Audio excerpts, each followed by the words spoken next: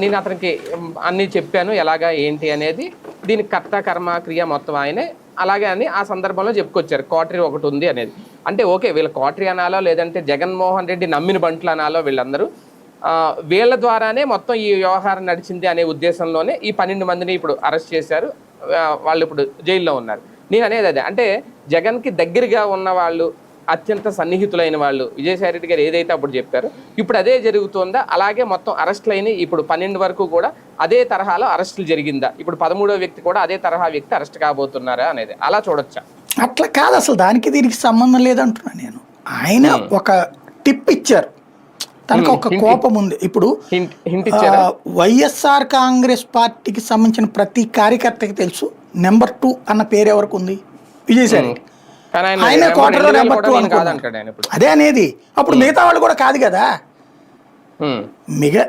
ఏళ్లలో వీళ్ళు కొట్టుకున్న మాట వాస్తవం.